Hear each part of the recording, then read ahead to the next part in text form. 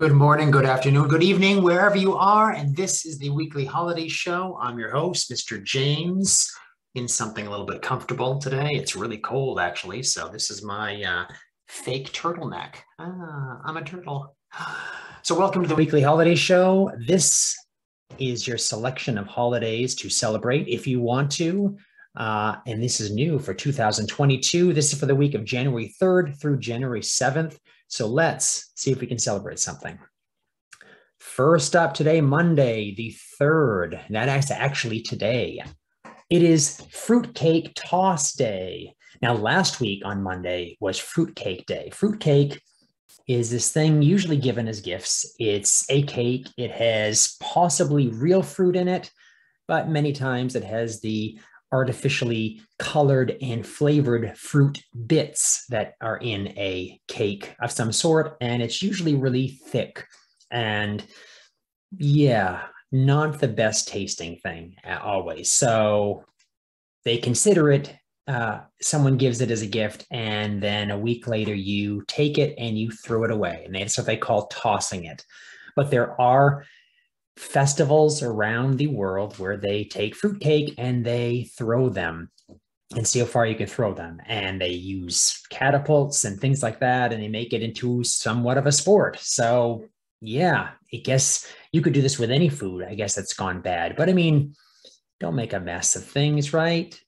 Throw it into something that can be composted or place where you don't want to attract a lot of animals, at least. But hopefully you got a good fruitcake if you did get one over the holiday season and you tried it and you said, hey, that's great. And then you might like fruitcake and you might not like this holiday. But it is also Drinking Straw Day, and you should like that because that does not suck. Tuesday, the 4th, it is Spaghetti Day. Mamma mia. Now, every time I look at this Bitmoji, spaghetti all over the place, your face, clothing, I get a little worried because this happened to me before. And anytime I eat spaghetti, I make sure where I'm sitting is close enough to the table. I make sure I put my mouth over the plate of spaghetti. I'm very careful with everything because it happened to me before where I was wearing something that was light colored and it got on me and it stained. And I have a horrible memory about that since that day when I was really young, and I just didn't want it to happen again. So just be sure when you're going to eat something with pasta sauce that you don't get it all over yourself, because it's just going to be one of those things where you just keep remembering it and be like, I can't believe I can't get this stain out. But anyways, spaghetti. How old is spaghetti? Well, spaghetti comes from spaghetto, which is the Italian word for like thin or like twine, kind of like string. And it was in the 3rd to 5th century in Palestine, where some sort of boiled flour became what we consider the beginnings of spaghetti or pasta in general. It wasn't until the 14th and 15th century around the world that people started drying pasta and realizing you could store that and bring it with you anywhere. And when you wanted to eat it, just boil it in water. So it's perfect. It's one of those preservation tools, right? How to preserve things without refrigerators. So spaghetti's been around for a very long time. We really enjoy spaghetti. There's so many different types of pasta. Spaghetti is just one of them. And I'm sure there's different types of spaghetti, right? Thin spaghetti, thick spaghetti, this or that. Try it out. Spaghetti Day for me is once a week. Could be more though, right? I think I might even have it today. Maybe good idea. Wednesday the 5th, it is Bird Day. Birds. Some people say that dinosaurs are gone now and birds have taken over. Birds are the new dinosaurs, or they've been dinosaurs, I guess. It's been millions of years since the dinosaurs have been around. But bird watching is something that's really enjoyable for a lot of people because they're pretty and they have different behaviors and such.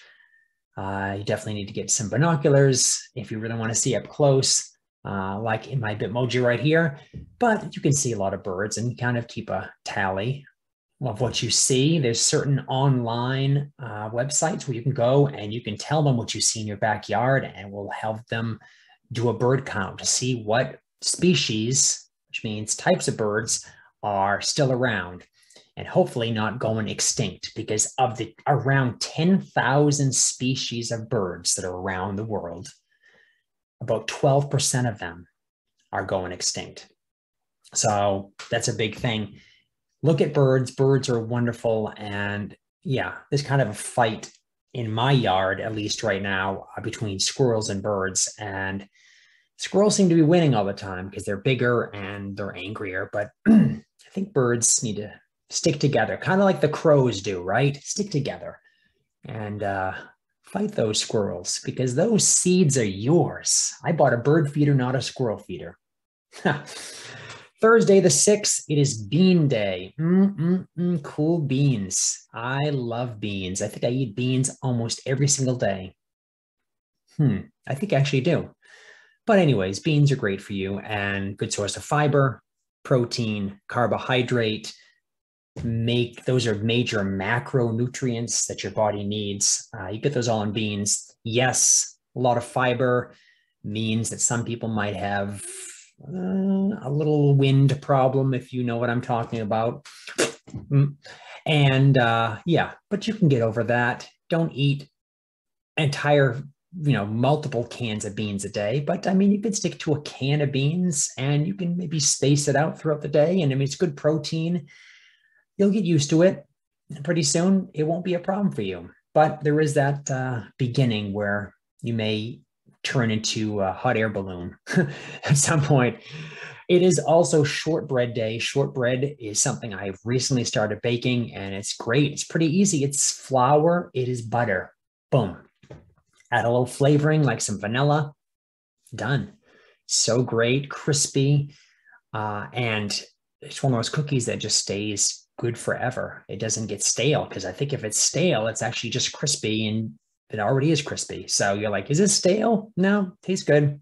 Shortbread, probably one of those things that like the dried pasta that sailors and people can bring with them anywhere for preserving, right? Okay.